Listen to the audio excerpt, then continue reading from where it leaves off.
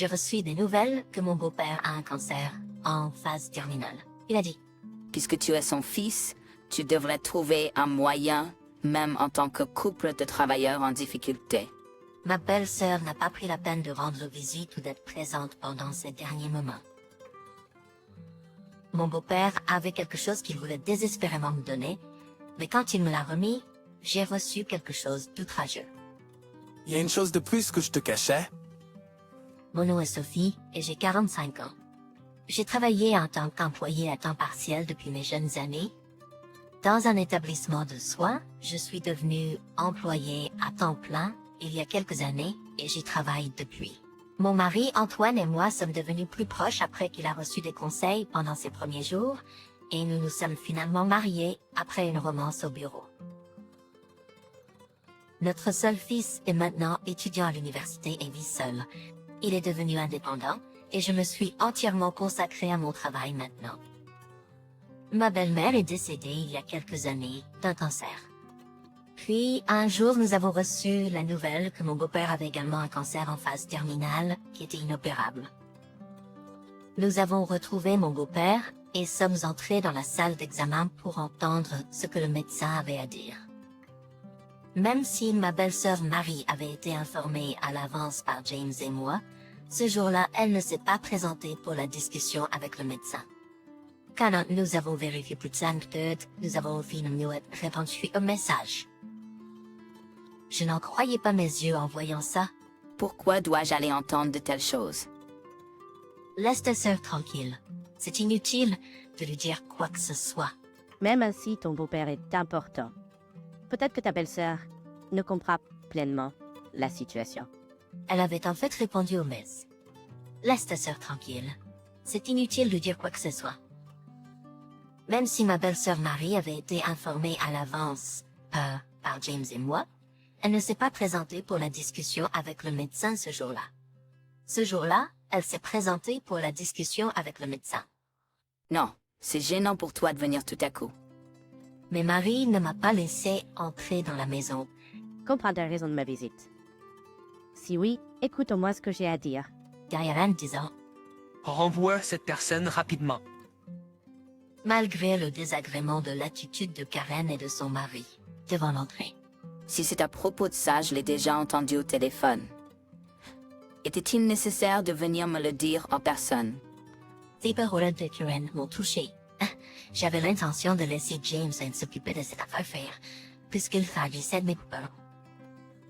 Mais, avec la combinaison de son attitude, je n'ai pas pu m'empêcher de parler. Tes paroles sont assez fortes, surtout que tu peux dire ça à tes propres parents dans une situation difficile. Je ne veux pas m'en occuper. Tu n'as pas travaillé dans le domaine des soins. Tu n'es pas adapté. Fais simplement de ton mieux en tant que couple à double revenu en difficulté. Malgré ma persistance et ma demande de moi un peu d'aide de sa part, elle n'a pas cédé. Désignée, je suis rentrée chez moi. Les paroles de James résonnaient dans ma tête. Karen est une femme au foyer, à plein temps, donc nous avions prévu de compter sur elle pour les soins en journée.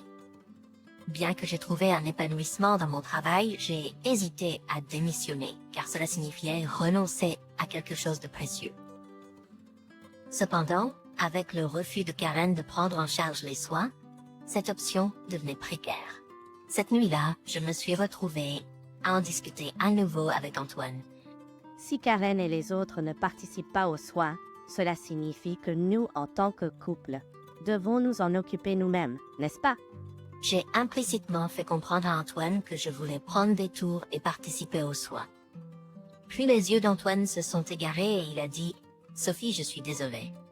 Je n'ai pas l'intention de te charger des soins de mon père, mais si je suis également complètement occupée par cela, nous serons en difficulté financière. Je soutiens financièrement notre foyer, alors ne pouvons-nous pas trouver un moyen de compter sur d'autres personnes? » Tu suggères que je devrais abandonner mon travail pour devenir employé à plein temps. J'ai abandonné mon travail pour devenir employé à plein temps. Je peux toujours retourner travailler. Mais le temps avec mon beau-père est déjà limité. Laisse-moi m'occuper de mon beau-père. Comprise. Le lendemain, j'ai expliqué la situation à mon patron et j'ai proposé de démissionner à la fin du mois. Et ainsi, les soins pour mon beau-père ont commencé. Le problème n'était pas seulement les soins. Nous avons pris en charge les responsabilités aux soins et cela nous a mis dans une situation financière difficile. Mon beau-père n'avait qu'une couverture d'assurance minimale et ne pouvait pas couvrir les dépenses diverses. Je ne peux pas compter sur Karen dans cet état. Mais mon beau-père m'a souvent exprimé sa gratitude. On m'a dit que tu as quitté ton travail. Je suis désolée et merci. En fait, c'est moi, la belle-fille, qui devrait m'excuser. N'hésite pas à me dire quoi que ce soit. Quand j'ai dit ça, mon beau-père a montré un visage soulagé. Le premier jour de soins, j'ai lu un livre et lui ai donné un CD pour mon beau-père passionné de lecture. À partir de ce jour-là, je faisais les tâches ménagères tous les jours et je conduisais à l'hôpital, ce qui prenait 30 minutes. Antoine venait également à l'hôpital tous les jours après le travail pour prendre des nouvelles de mon beau-père. Mon beau-père ne montrait jamais de signes de lutte contre son traitement. Cependant, avec le temps, son état s'est détérioré et il a dû commencer à prendre ses repas par sonde. Ne dis pas n'importe quoi. Quel est l'intérêt de s'impliquer avec quelqu'un qui va mourir? Juste parce que je suis femme au foyer ne signifie pas que je n'ai rien à faire. J'ai essayé de créer du temps qu'Antoine et mon beau-père soient seuls ensemble. Donc nous passions nos journées à tuer le temps à la boutique de l'hôpital quand Antoine était là. Un jour, comme rentré à la maison, Antoine était à l'hôpital. Quoi qu'il en soit, quand nous sommes rentrés de la boutique, mon beau-père m'a dit quelque chose. Sophie, merci toujours. Bien que ce soit petit, je veux que tu sois la bénéficiaire de mon assurance. Alors parlons-en une autre fois. Beau-père, ça doit être difficile pour toi de parler, donc parlons-en une autre fois. Maintenant, je me sens un peu soulagée. Tu vas mieux parler maintenant? C'était à ce moment-là que mon beau-père a dit ces mots. À ce moment-là, la porte de la chambre d'hôpital a été ouverte brutalement et Marie est entrée. Attends une minute. Je ne peux pas permettre à quelqu'un d'autre d'être le bénéficiaire de l'assurance. Je ne le permettrai absolument pas. D'accord. Est-ce que je peux laisser seulement cette assurance à Marie alors? D'accord. Plus facilement à penser, mon beau-père a cédé aux mots de Marie. Je ne suis pas venue ici pour l'argent, mais honnêtement, je pensais que Marie était audacieuse. Cependant, en dehors de l'argent de l'assurance, donnons tout le reste à toi et Antoine en tant que couple. Donnons tout le reste à toi et Antoine en tant que couple. Si Marie promet de ne rien faire pour toi et Antoine, en échange de recevoir l'argent de l'assurance, alors c'est bien. C'est plus que suffisant. De plus, il n'y a pas d'autres propriétés substantielles de toute façon, donc je donnerai tout à mes frères. Marie, qui était censée venir nous rendre visite, a laissé ses mots derrière elle et est rapidement rentrée chez elle. En regardant le dos de Marie, alors qu'elle partait, je ne pouvais m'empêcher de me sentir perplexe et déconcertée quant à la raison pour laquelle elle était venue nous rendre visite à ce moment-là. Antoine et les autres riaient d'une manière étrange. Bien que ce soit compréhensible pour Antoine, il était surprenant de voir mon beau-père rire si innocemment. C'était quelque peu inattendu. Marie y a complètement cru. Je lui ai dit qu'il y avait une affaire importante de la part de papa et je t'ai contacté à l'avanceur. Marie, eh bien, elle n'est même pas venue quand notre mère était gravement malade. C'est une fille encombrante. Mon père m'a demandé de prendre ceci de notre maison familiale. Mon père m'a demandé de prendre ceci de notre maison familiale. Antoine a dit en remettant un coffre-fort verrouillé à mon beau-père. Discrètement à mon beau-père. Discrètement. Mon beau-père l'a ouvert et a sorti une carte de crédit de l'intérieur. Il nous l'a ensuite remise à Antoine et moi. C'est la propriété en dehors de l'argent de l'assurance. Je veux que vous deux l'utilisiez. J'ai regardé le solde dans le livret et j'ai senti mes jambes fléchir. Pourquoi? Pourquoi l'as-tu caché tout ce temps? Je n'avais pas d'argent et je ne voulais pas vous charger encore plus. Je ne voulais pas que Marie le découvre en nous voyant dépenser soudainement de manière somptueuse. Après avoir dit cela, mon beau-père a pris un moment pour reprendre son souffle. Je voulais le donner à Sophie, qui s'est occupée de moi malgré mon temps limité.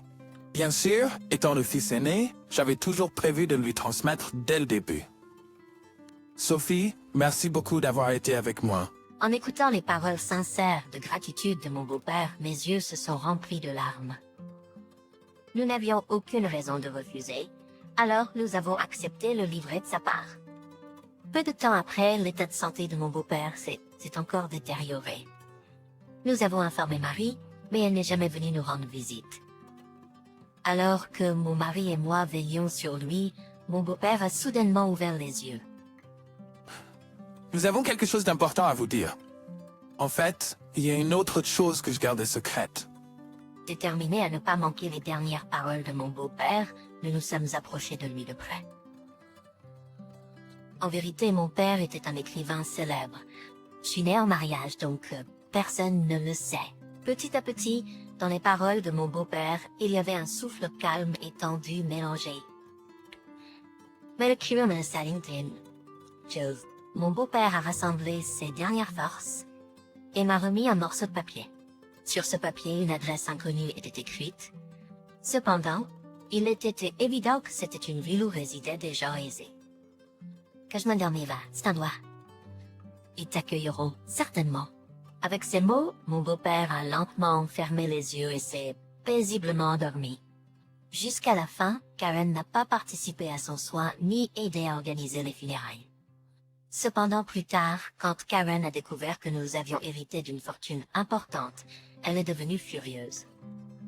Elle a rompu la promesse qu'elle avait faite à mon beau-père et a fait irruption chez nous. Ce voleur, il n'est pas trop tard, alors partage-le avec nous. En fait, considère-le comme une compensation pour tous les problèmes et remets tout. Cette pathétique assurance. Qui serait heureux à ce sujet? Tu restes tranquille. Ne mentionne même pas cette pathétique assurance. Je dois être devenue assez émotive car j'ai fini par jeter une tasse de café à proximité. À ce moment-là, James m'a instinctivement protégée et s'est blessée à la tête. Elle faisait des mouvements suspects. En conduisant, la police l'a arrêtée et lui a informé qu'un rapport avait été déposé. Après un moment, Karen a été interpellée par la police. Karen a résisté à la police jusqu'à la fin, lançant des insultes verbales. La police lui a dit, si la malveillance est prouvée, vos accusations seront plus graves. Karen s'est finalement calmée. James avait du sang sur le visage. Il semble donc que cela sera considéré comme une accusation d'agression plutôt que de blessure corporelle. Même s'il n'est pas inculpé, James était déterminé à poursuivre une action en justice civile au moins. Notre long mais court voyage à travers les problèmes de soins et d'héritage a pris fin. Après le décès de mon beau-père, 3 mois plus tard, Antoine et moi sommes arrivés à l'endroit mentionné dans la dernière note que nous avons reçue. À cet endroit se dressait un magnifique manoir. Quand nous avons sonné à la porte, une femme est sortie de l'intérieur et nous a escortés jusqu'au salon. La femme a expliqué que c'était mon beau-père. Cette personne travaillait en tant qu'assistante pendant que mon beau-père résidait dans cette maison et elle a été chargée de la gestion du manoir de manière régulière. Après nous avoir fait visiter la maison, l'assistante a dit « Faute, ceci vient de votre beau-père et nous a remis une enveloppe avant de partir. » On dirait quelque chose d'un drame, n'est-ce pas? J'ai dit, échangeant des regards avec Antoine. Lorsque nous avons ouvert l'enveloppe, à l'intérieur se trouvait une lettre. La lettre était composée d'environ 2 pages, et pour résumer son contenu, elle indiquait que nous étions libres de faire ce que nous voulions de ce manoir. Si Marie venait à l'apprendre, nous étions incertains quant à ce qu'elle pourrait faire. Donc, nous avons fermement promis de le garder secret pour elle. Après cela, je suis retournée au travail. Peut-être en raison du manque de soignants, j'ai été étonnamment bien accueillie par mes collègues, ce qui me rend heureuse. Quant à cette maison, nous n'avons actuellement aucun projet de l'utiliser comme résidence.